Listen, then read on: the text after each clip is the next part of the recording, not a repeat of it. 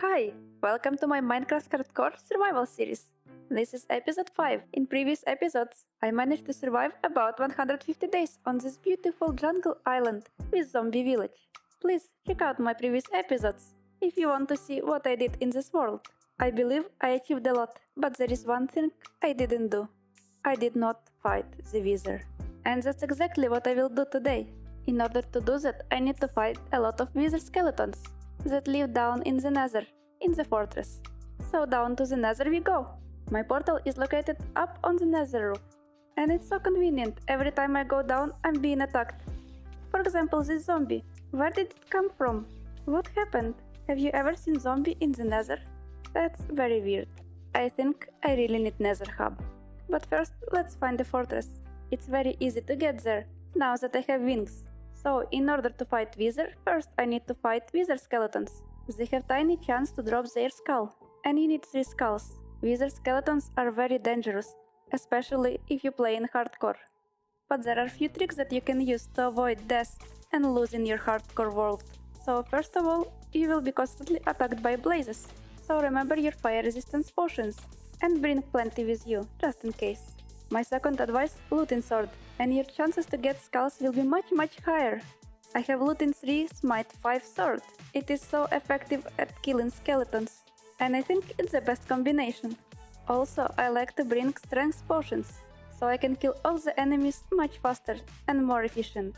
Also, small tip, skeletons are 3 blocks high, and player is only 2 blocks high, so if you make some barriers in the corridors of fortress, you can easily lure skeletons and kill them without ever touching you. And also you can make sure that no one will attack you from around the corner. That can be very unpleasant. Another tip for the skull hunting is to do it in correct biome. As you can see, I'm in a crimson forest, and there are all kinds of mobs there. They actually prevent from more wither skeleton spawning. So actually, it's much better if I find different fortress located in Soul Sand Valley. In general, there are many more skeletons spawning in Soul Sand Valley, so if you find a fortress that is located in the Soul Sand, you are very lucky. Unfortunately for me, I couldn't find a fortress that would be located completely in Soul Sand, only partially, which means it would take me longer time to find enough wizards to have enough wizard skulls. I found my first skull pretty fast, I think it was very lucky. But with the second, not so much. If you have looting 3 sword, on average you need to kill 20 wizard skeletons in order to find 1 skull. And I think this time I killed more than that.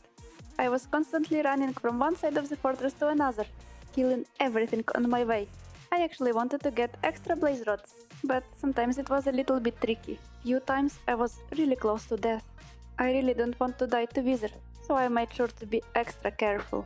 As you see, I'm always using this barricade method, and it works exceptionally well, as you can see for yourself. My second wither skeleton skull. Now I only need 1 more, and I will be ready to fight wither. It took me really long time to find the second skull, and to be honest, finding third one was even longer. I was running back and forth in this fortress, and sometimes I would fly away in order to refresh the spawns. That's another trick that you can use.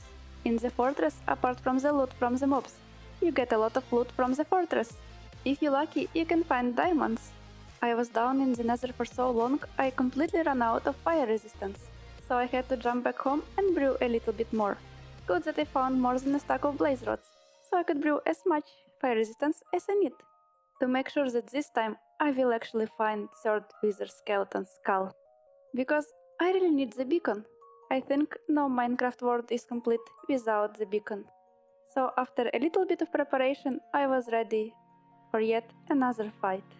To be honest, when you have fire resistance potions, strengths, totems of undying and smite 5 sword, you feel very confident. And Nether, although it seems sometimes scary, it's actually very approachable. I wasn't even wearing chestplate for protection, because I prefer to have the wings. Just make sure lava doesn't fall on you when you fly. Also, with fire res it's not a problem. I actually quite enjoy fighting the wither skulls, but it took way too long. I think I really need to build wither skull farm, especially if I want to have multiple beacons in my world. Actually, they are quite essential if you want to do big builds. It took me more than an hour to find 3 wither skeletons, but I managed to find it. even with looting 3 swords, my luck was pretty low. Let's have a look at my statistics. Well, I've killed a couple of wither skeletons before, when first time I was in the Nether, but most of them were today. And as you can see, in total I killed 127 wither skeletons, and I got only 3 wither skulls. It's actually very unlucky, but I'm really happy that I didn't stop, because now I can fight wither, and I think it's pretty awesome. So let's grab some wither skulls, soul sand, and of course a little bit of preparation. I really like to grab some potions of healing, they will be very useful in case I'm getting withered away. There are a couple of ways you can use to fight wither, and today I'm gonna show you underground method. Right now I'm in a strip mine where I was searching for diamonds, and right now we need one long corridor. Remember to wear your best gear, I really need all the protection I can get. So let's create wither. In order to do that, you just arrange soul sand just like that. Make sure you have very long corridor to back up. Also, good bow and smite 5 sword. It will really make the fight easier. And finally, place these heads on top of the soul sand and back up, so you're safe from the explosion. I bet you don't want to start a fight with the damage already. So I have good armor, I have good weapon, and I'm ready for the fight.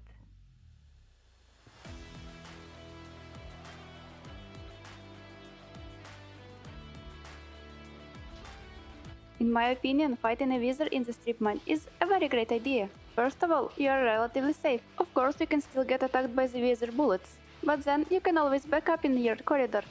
Second advantage is the possibility to find diamonds.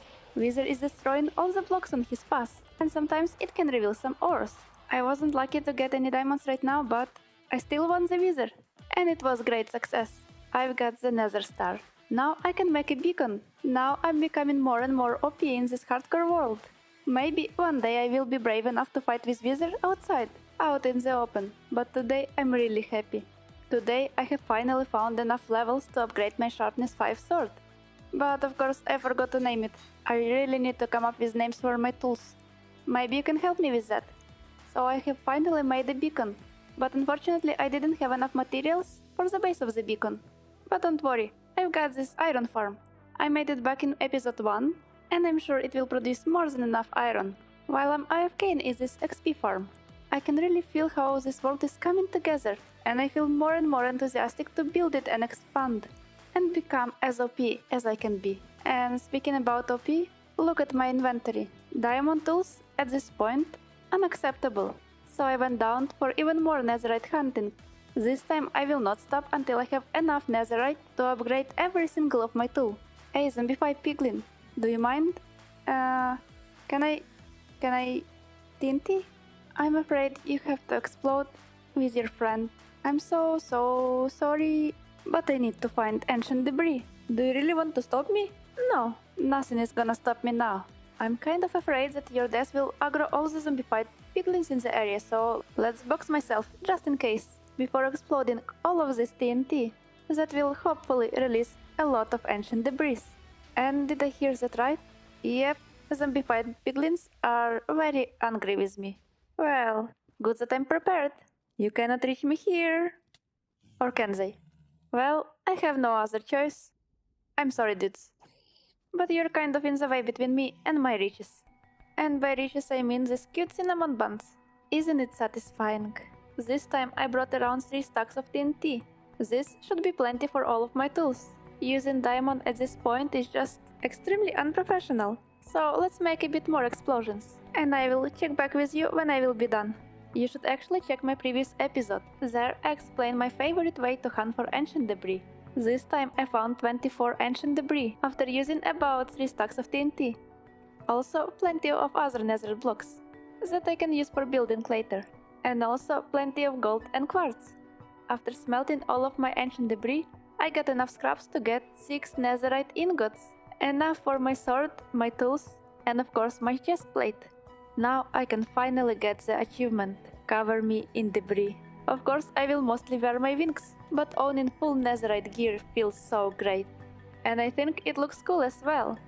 So the only thing left that I didn't do is actually netherite hoe. I don't think I even have diamond hoe. I really have to make one.